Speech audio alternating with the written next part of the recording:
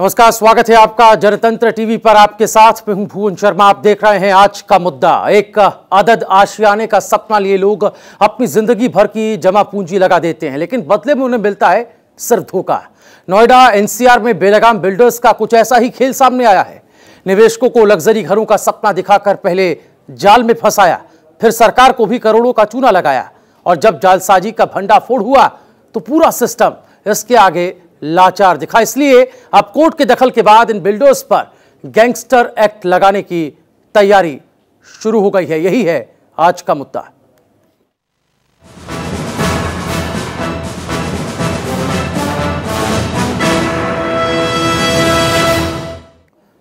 तो पहले से घर का भारी भरकम किराया और अब नए घर की ईएमआई, आम लोगों पर बोझ सीधा डबल हो गया है। और जिनको घर मिल भी गए हैं वो भी सुविधाओं के लिए रोज एक नई लड़ाई लड़ रहे हैं। देखिए रिपोर्ट।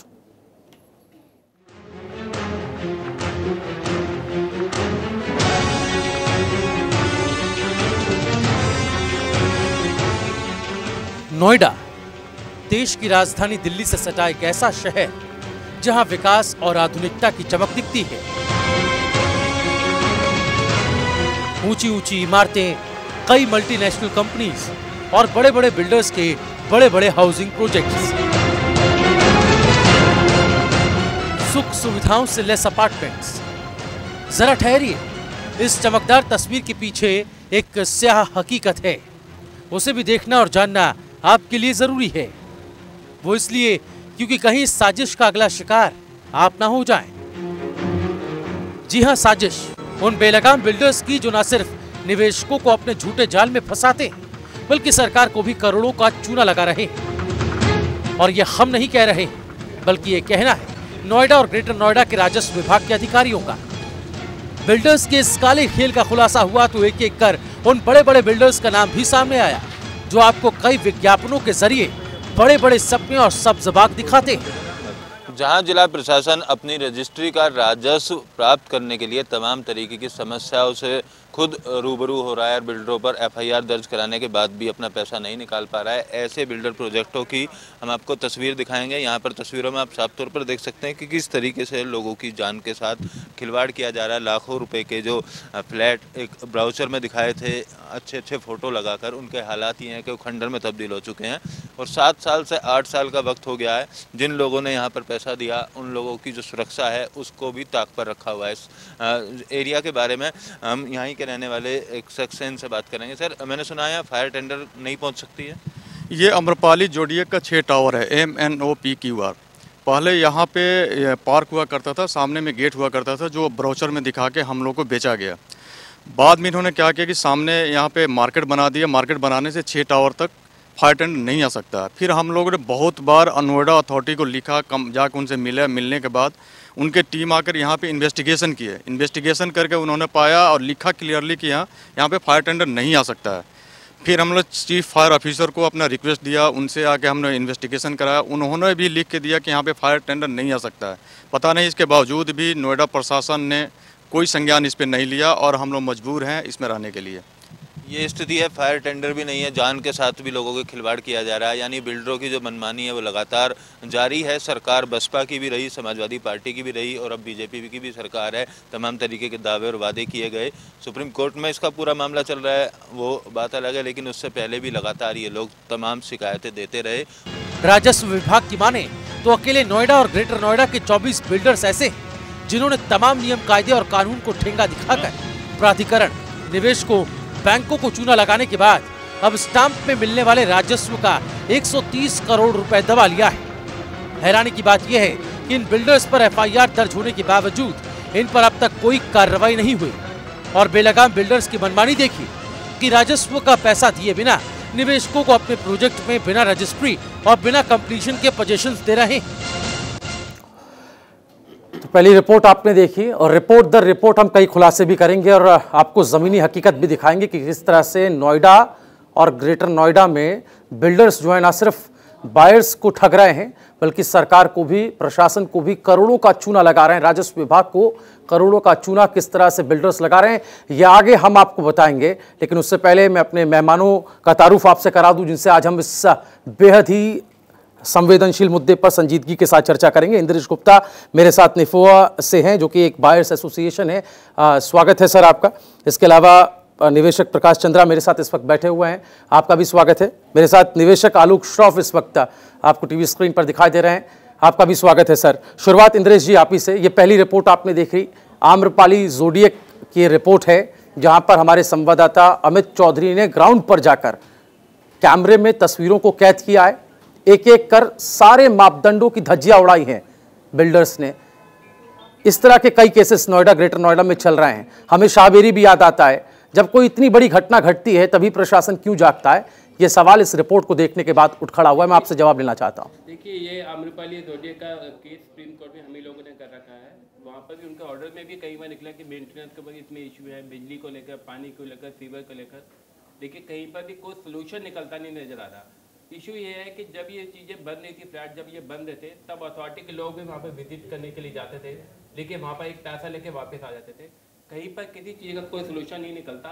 यहाँ पर सबकी साठगांठ से ही ये सारी चीज़ें जो होती हैं ये पनपती हैं। जब पनपने के बाद में जब इतना बड़ा इशू बन जाता है, जब बायर बिल्कुल पूरी तरह फंस जाता है, जब वो पूरे पैसे दे देता है, तब इनकी नींद उठती है। अब ये कहते हैं कि देखो ये प्रॉब्लम आ गई। लेकिन अब इस प्रॉब्लम का कोई सोल्यूशन क्या है? हमारे हाथ में तो कुछ नहीं है। सरकार है, सरकार कई आई, मायावती जी की आई, अखिलेश जी की आई, अब बीजेपी की है, लेकिन किसी सरकार के पास भी इनका कोई सोल्यूशन नहीं है।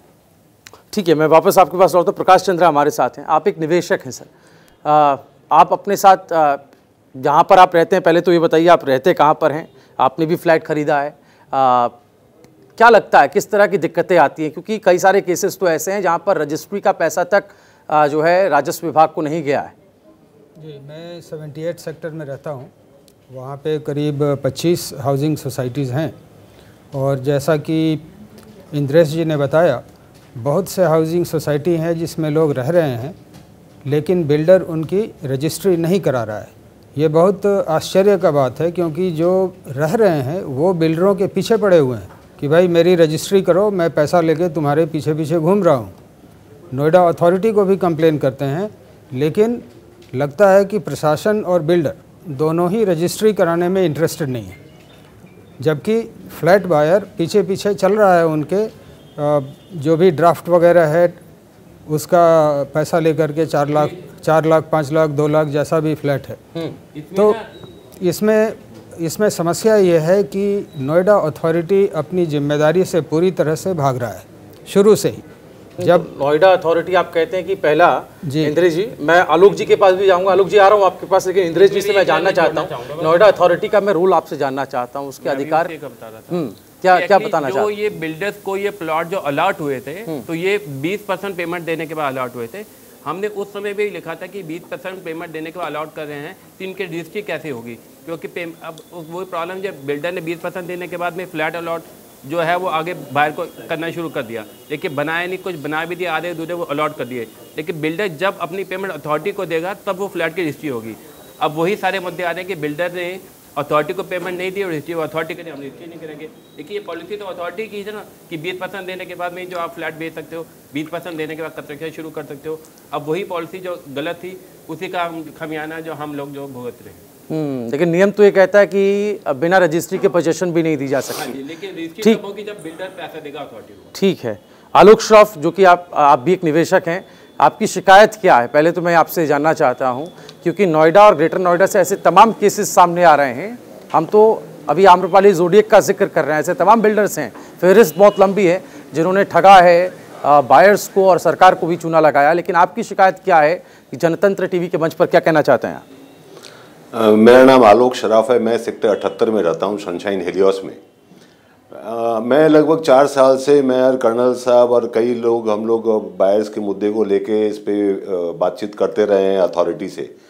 मुझे 3-4 बातें बड़ी खटकती हैं। जितने नोएडा, ग्रेटर नोएडा में आज बिल्डर बनकर सामने दिखाई दे रहे हैं, उसमें से 80% लोगों का तो बिल्डर का कभी इतिहास ही नहीं रहा। जो लोग कल दलाल थे, बिल्डर्स के दलाल थे, छुटमुट फ्लैट बेचते थे, उन्होंने बड़े बड़े बाहर के बिल्डरों का प्रोफाइल लगा के ज़मीन ले ली अथॉरिटी से। अथॉरिटी ने इनके एंटीसीडेंट्स कभी चेक नहीं किए कि इनकी एक्सपीरियंस क्या है, क्या ये सही में कुछ बना के दे सकते हैं। दूसरा, इनको जो सुविधा दी गई 20% पैसा पेमेंट करने के बाद 8 साल में भुगतान कीजिए, इसको कभी इन्होंने चेक नहीं किया। इसका पूरा फायदा अथॉरिटी ने और अथॉरिटी के लोगों ने बिल्डर के साथ में मिलकर खूब अच्छी तरह उठाया है। अथॉरिटी ने लिटरली बिल्डर को दलाल बना के सामने हम लोग के खड़ा कर दिया। हम लोगों को फ्लैट बेच के अथॉरिटी ने पैसे लिए असुले हैं और बिल्डर को पूरा फायदा दिया है। हम लोग जब भी अथॉरिटी में बात करते हैं वो हमेशा बिल्डर के फेवर की ही पॉलिसीज बनती हैं, उन्हीं के पक्ष की बात होती है, हम लोग की कभी सुनवाई नहीं होती।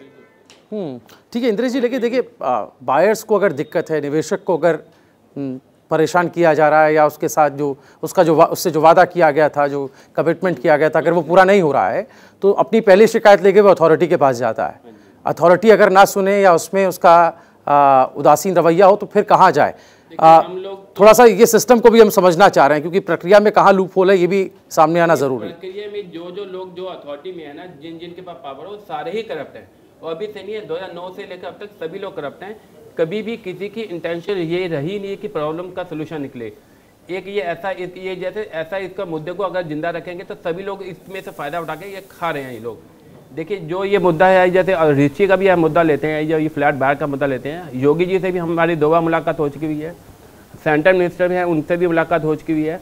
ये इस मुद्दे को हमने हर लेवल पे उठाया है, लेकिन सभी लोगों मीटिंग के अंदर में निकलता है कि हाँ सोल्यूशन निकलेगा। एक हाई लेवल कमेटी बन गई है, कमेटी की रिकमेंडेशन फिर ये क्यों नहीं इंप्लीमेंट की जाती वो भी किसी को पता नहीं है। यहाँ पर जो है देखो कितने प्रोजेक्ट हैं, बट 1.5 लाख फ्लैट हैं यहाँ पर जो फंसे हुए हैं। अब वो 1.5 लाख फ्लैट अगर हमारे को मिल जाते हैं तो उसकी भी अगर रिवेन्यू की बात करते हैं, उनकी भी तो रजिस्ट्री होगी, उसमें से भी तो पैसा निकल के फिर गवर्नमेंट के पास ही जाएगा।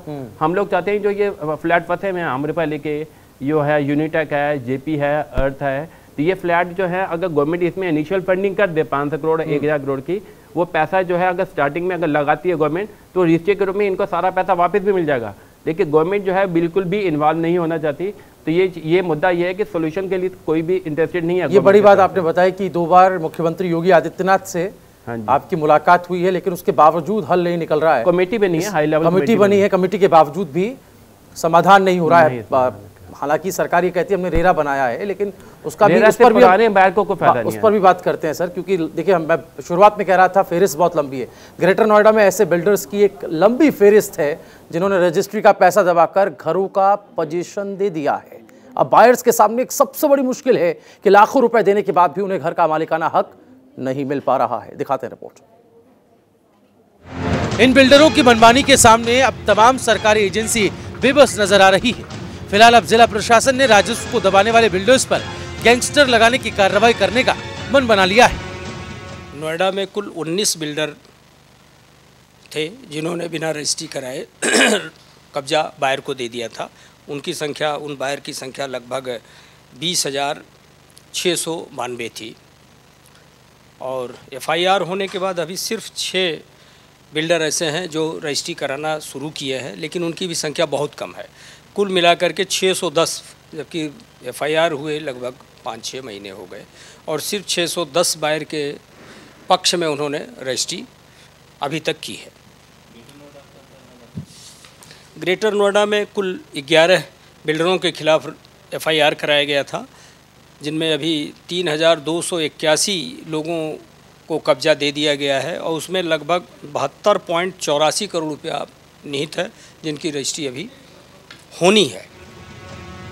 दरअसल नोएडा और ग्रेटर नोएडा स्टाम्प विभाग के सर्वे में पाया गया था कि जिले के ज्यादातर बिल्डर्स ने प्राधिकरण का बकाया दिए बिना और बिना कंप्लीशन सर्टिफिकेट लिए निवेशकों को आधे अधूरे प्रोजेक्ट्स में पोजीशन देना शुरू कर दिया है। कई बिल्डर्स पर तो आरोप है कि उन्होंने निवेशकों से रजिस्ट्री में लगने वाली स्टाम्प ड्यूटी का पैसा तक ले लिया और बिना रजिस्ट्री के पोजीशन दे दिया। ऐसे फ्लैट्स की संख्या की बात की जाए तो नोएडा में 19 बिल्डर प्रोजेक्ट के 20,692 ऐसे फ्लैट हैं जिन पर बिल्डर्स ने बिना रजिस्ट्री के पोजीशन दे दिया है, जिससे 526 करोड़ से ज्यादा का चूना रजिस्ट्री विभाग को लग गया है। इसी तरह से ग्रेटर नोएडा में बिल्डर प्रोजेक्ट के सर्वे में पाया गया कि 11 बिल्डर प्रोजेक्ट के 3,281 फ्लैट ऐसे पाए गए जिनमें बिना रजिस्ट्री में निवेशकों को पोजीशन दिया गया था। रजिस्ट्री विभाग के अधिकारियों की माने तो बिल्डर्स की इस मनमानी से ग्रेटर नोएडा में 72 करोड़ 84 लाख का राजस्व फंस गया है। वहीं अब बिल्डर्स के खिलाफ रजिस्ट्री विभाग के FIR दर्ज करने के बावजूद मनमानी करने और राजस्व को दबाने वाले बिल्डर्स पर गैंगस्टर की कार्रवाई की तैयारी की जा रही है। तो यही हम आपको शुरुआत में कह रहे थे कि प्रशासन को, शासन को भी चूना लगाया गया है और ये सब कुछ सामने, आंखों के सामने हो रहा है, लेकिन उसके बावजूद प्रशासन खामोश है। जिन लोगों को एक्शन लेना चाहिए वो इस बाबत एक्शन क्यों नहीं ले रहे हैं, बार बार शिकायत करने के बावजूद नहीं ले रहे हैं। तो अपने आप में कई सवाल खड़े होते हैं कि क्या बिना मिली भगत के ये सब हो पाना मुमकिन है। इंद्रेश जी, आप ही से शुरुआत कर रहा हूं दोबारा से। ये बहस का वो हिस्सा है जिसमें हम ये भी दिखा रहे हैं, ये भी एक्सपोज कर रहे हैं कि ना सिर्फ बायर्स को, निवेशकों को ठगा है, बल्कि सरकार को भी, तो राजस्व विभाग को भी करोड़ों का चूना लगाया। जो पैसा राजस्व विभाग के राजकोष को बढ़ा सकता था वो बिल्डर्स के हाथों में है, बिल्डर्स दबाए बैठे हैं। ये जो रजिस्ट्री का जब पैसा फिर वो आ रहा है कि रजिस्ट्री का जब हमारी जो मेन प्रॉब्लम है कि हमारे को फ्लैट जैसे नहीं मिला, तो हम उस मुद्दे को सबसे बड़ा मुद्दा मानते हैं।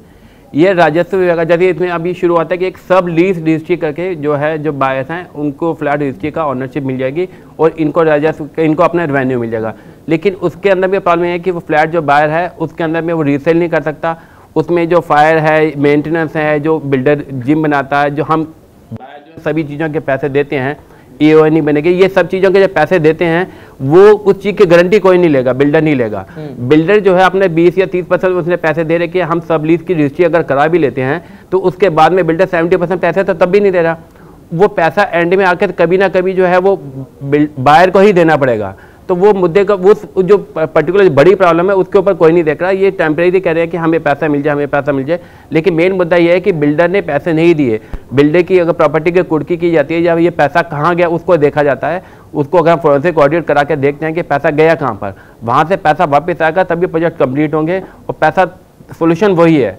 अगर ये टेम्परेरी सोल्यूशन करके निकालते हैं कि रजिस्ट्री पैसा रेवेन्यू, तो ये मुद्दा मेरे को लगता है कि इसके साथ में बाकी और सारे मुद्दे उनको भी साथ में लेना पड़ेगा। ठीक, आलोक श्रॉफ जी, ये रिपोर्ट आपने भी देखी और आपने भी अधिकारियों को सुना।